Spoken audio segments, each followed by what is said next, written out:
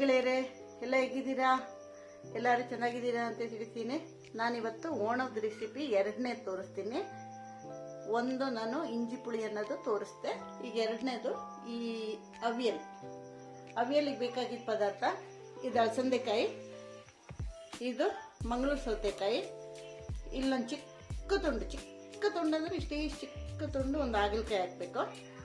ಆಮೇಲೆ ಇದು ಬೂದ್ ಕುಂಬಳಕಾಯಿ, ಹಸಿಮೆಣಸಿಕಾಯಿ, ಇದನ್ನು ಸ್ಲಿಟ್ ಮಾಡಿ ಹಾಕೊಳ್ಳೋದು. ಇದು ತರಕಾರಿ ಸ್ವಲ್ಪ ಜಾಸ್ತಿ ಇದ್ದಿದ್ದಕ್ಕೆ 2 ಪ್ಲೇಟಲ್ಲಿ ಇಟ್ಟಿದ್ದೀನಿ. ಸೂರ್ಣಗೆಡ್ಡೆ, ಇದೆಲ್ಲದೂ ಇಷ್ಟಿಷ್ಟು ಉದ್ದ ಕಟ್ ಮಾಡ್ಕೋಬೇಕು, ತೆಳ್ಳಗೆ ಉದ್ದಕ್ಕೆ.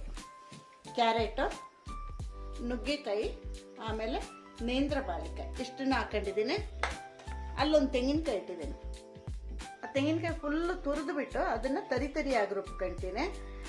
ಆಮೇಲೆ 1 ಕಪ್ಪು ಮೊಸರು, ನೋಡಿ ದೊಡ್ಡ ಕಪ್ಪಲ್ಲಿ ಇದೆ, ಒಂದು ಅರ್ಧ ಲೀಟ್ರ್ ಮೊಸರು. ಆಮೇಲೆ ಇದ್ರ ಮೇಲೆ ಕರಿಬೇವು ಹಾಕ್ತೀನಿ. ಆಮೇಲೆ ಅದ್ರ ಮೇಲೆ ಉಯ್ಯೋಕ್ಕೆ ಕೊಬ್ಬರಿ ಎಣ್ಣೆಯಲ್ಲಿ ಇಟ್ಟಿದ್ದೀನಿ, ಕೊಬ್ಬರಿ ಎಣ್ಣೆನೂ ಹಾಕ್ತೀನಿ. ಉಯ್ಯೋದು ಮಾತ್ರ, ಒಗ್ಗರಣೆ ಏನಿಲ್ಲ ಇದಕ್ಕೆ, ಉಯ್ಯೋದು.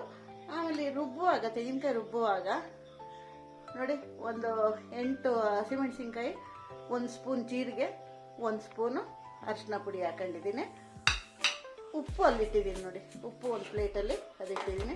ಇಷ್ಟನ್ನು ಹಾಕ್ಬಿಟ್ಟು ಅವಿಯಲ್ ಮಾಡ್ತೀನಿ. ಇದೆಲ್ಲ ಇನ್ನೊಂದು ಸತಿ ನಾನು ತೊಳ್ಕೋಬೇಕು. ಇದೆಲ್ಲ ತೊಳೆದ್ಬಿಟ್ಟು ನಾನು ಮತ್ತೆ ಇನ್ನೊಂದು ಸತಿ ಮಾಡುವಾಗ ತೋರಿಸ್ತೀನಿ. ನೋಡಿ, ನನ್ನ ತರಕಾರಿಗಳನ್ನೆಲ್ಲ ಬೇಕಿಟ್ಟಿದ್ದೀನಿ. ಎಲ್ಲ ತರಕಾರಿನೂ ಹಿಂಗೆ ಉದ್ದುದ್ದಾಗಿ ಕಟ್ ಮಾಡಿಬಿಟ್ಟು ಉಪ್ಪು ಹಾಕಿ ಮತ್ತು ಹಸಿಮೆಣಸಿನ್ಕಾಯಿ ಸ್ಲಿಟ್ ಮಾಡಾಕಿ ನಾನು ಇಷ್ಟನ್ನೇ ಬೇಕಿಟ್ಟಿದ್ದೀನಿ.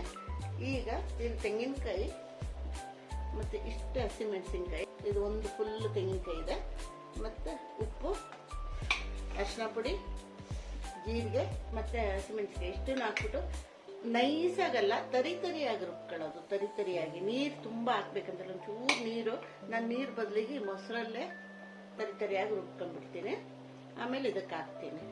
ಇದಕ್ಕೆ ಒಗ್ಗರಣೆ ಏನು ಹಾಕೋಕ್ಕಿಲ್ಲ, ಈ ಎಣ್ಣೆನ ಮೇಲೆ ಸುಮ್ಮನೆ ಹಿಂಗೆ ಉಯ್ದುಬಿಟ್ರೆ ಆಯಿತು. ಅದ್ರ ಈಗ ಆಲ್ರೆಡಿ ಕರಿಬೇವು ಹಾಕಿದ್ದೀನಿ, ಮೇಲೆ ಒಂದು ಸ್ವಲ್ಪ ಕರಿಬೇವು ಹಾಕ್ತೀನಿ ಅಷ್ಟೇ. ನೋಡಿ, ತರಿಯಾಗಿ ರುಬ್ಕೊಂಡಿದ್ದೀನಿ.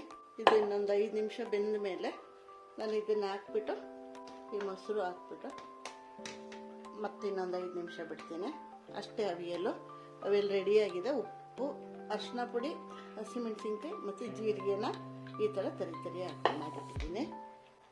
ಅರ್ಧ ಬೆಂದಿದೆ ನೋಡಿ, ಮೊದಲು ಫುಲ್ ಇತ್ತು, ಈಗ ಬೆಂದು ಎಲ್ಲ ಕಮ್ಮಿ ಆಗಿದೆ. ಆಮೇಲೆ ಇದು ನೋಡಿ, ಇದರಲ್ಲಿ ನನ್ನ ಕೊಬ್ಬರಿ ಎಣ್ಣೆ ಸ್ವಲ್ಪ ಗಟ್ಟಿಯಾಗಿದೆ. ನಾನು ಇಷ್ಟ ಹಾಕ್ತೀನಿ ಅಂತ ನಾನು ಕರಗಿಸ್ಬಿಟ್ಟು ತೋರಿಸ್ತೀನಿ. ನೋಡಿ, ಬೆಂದಿದೆ. ನಾನಿದು ಬೇಯಿಸೋಕ್ಕೆ ನೋಡಿ ಈ 1 ಕಪ್ಪಲ್ಲಿ ನೀರು ಮಾತ್ರ ಹಾಕಿದೆ. ಚಿಕ್ಕ ಕಪ್ಪಿದು, ಚಿಕ್ಕ ಗ್ಲಾಸಲ್ಲಿ 1 ಗ್ಲಾಸ್ ಮಾತ್ರ ನಾನು ನೀರು ಹಾಕಿರೋದು, ಜಾಸ್ತಿ ನೀರು ಹಾಕಿಲ್ಲ. ಈಗ ನೋಡಿ, ನಾನು ಇದನ್ನು ಇದ್ರ ಮೇಲೆ ಹಿಂಗೆ ಸುರಿತೀನಿ. ನೀವು ತುಂಬ ಜನ ಇದು ಅವಿಯಲ್ ಮಾಡೋದು ನೋಡಿರ್ತೀರ, ಆದರೆ ನಾನು ಮಾಡೋ ರೀತಿನ ಮಾತ್ರ ನಾನು ತೋರಿಸ್ತಾ ಇರೋದು. ಇವತ್ತು ನಮಗೆ ಓಣಂ ಆಗಿದ್ದಕ್ಕೆ ನಾನು ಮಾಡ್ತಾ ಇರೋ ಪದಾರ್ಥಗಳನ್ನ ನಾನು ತೋರಿಸ್ತಾ ಇದ್ದೀನಿ ಅಷ್ಟೇ. ಇದನ್ನ ಹಿಂಗೆ ಬಿಡ್ತೀನಿ. 5 ನಿಮಿಷ ಆದಮೇಲೆ ನಿಧಾನಾಗಿ ಮಿಕ್ಸ್ ಮಾಡ್ತೀನಿ. ನೋಡಿ, ನಿಧಾನ ಮಿಕ್ಸ್ ಮಾಡ್ತೀನಿ.